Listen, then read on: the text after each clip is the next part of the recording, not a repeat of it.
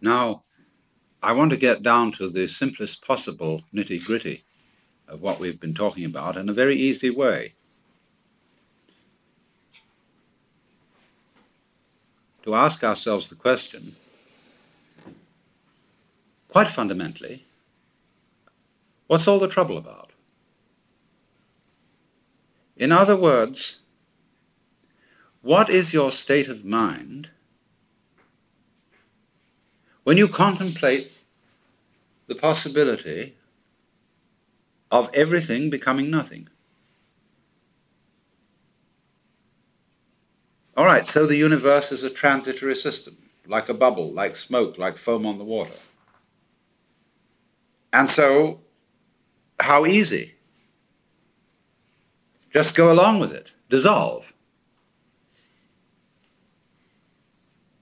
So, what's the problem? Why don't we want to give up?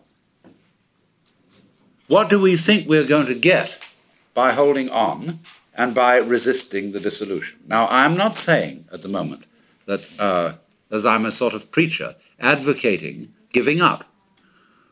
What I'm interested in for you to feel is what do you really feel like inside at the prospect of there being nothing, of this whole thing being a bubble that dissolves? You see, about death, the reality of approaching death, people are apt to feel chilly, cold, lonely, scared because it's an unknown. The most frightening thing about death is there might be something beyond it, and you don't know what it is. You remember facing the world as a child, or at any time, the world is full of threats, mostly from other people. And there are monsters. There are all sorts of things which scare you, but beyond every monster is death. Dissolution is the end of it all. And by and large, the art of government is to fill that void beyond death with threats of a rather unspecified nature, so that we can rule people by saying, if you don't do as I tell you, I'll kill you, or you'll kill yourself. And so long as we can be scared of that, and so long as we can be made to think of death as a bad thing, we can be ruled. And that is why no government likes mystics. Because if we define the mystic as the person who is no longer scared of death, because the mystic is, in the simplest possible language, the person who understands that you have to have nothing to have something. So you can't fundamentally scare the mystic with death. Because, say, well, what end can it all come to? What's all the trouble about? The most it can come to is nothing. I mean, there may be some troubles on the way of resisting this, basically resisting it. I mean, as you might say, the very cells in your body resist their dissolution. And so in this resistance, there's an experience called pain, which we've been discussing. But beyond pain is annihilation. Or so it seems, anyway. What will it be like to go to sleep and never wake up? Nobody can think about it. But what is that state when you're teased out of thought? See, get with it. Going to sleep and never waking up.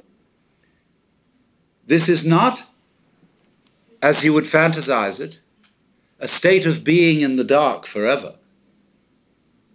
It is not like being buried alive, because then there's an experience of darkness.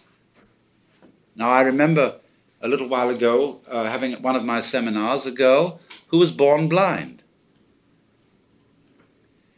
And I had the most interesting discussion with her, because she doesn't know what darkness is. The word is absolutely meaningless to her,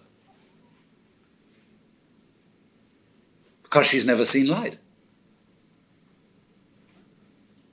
Now, so, when you really think about nothingness, it becomes like what I've often referred to is how your head looks to your eyes. And behind the eyes, you don't see darkness, do you, right now?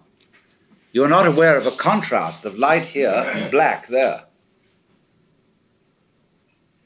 Behind the visual field, this way, you can't see darkness. There is simply nothing conceivable at all. Neither darkness nor light. See? All right. So, might one venture to say almost that that area of blankness we call death is what lies behind the eyes. In other words, it is what we can't think about that's what's watching. In other words, the farthest we can go in thinking about nothing, you see, we get to the root of the matter. Let me put this in another way. The world is form. Now, you cannot look for the origin of form in form.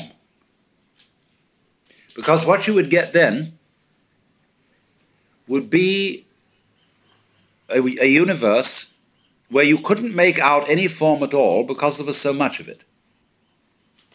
It would be like writing a letter on top of a newspaper and then putting a picture over that and then doing something else until there wasn't a single square millimeter of paper left, of blank paper. Nobody could read anything. But one can read, one can see form, one can see the world, simply because there's always emptiness behind it. So you see, in this way, emptiness being the mother of form. And you can always say, yes, only the form is there, that's all that's real. But that is only saying it's all that is figure. What about background? It always has to be there.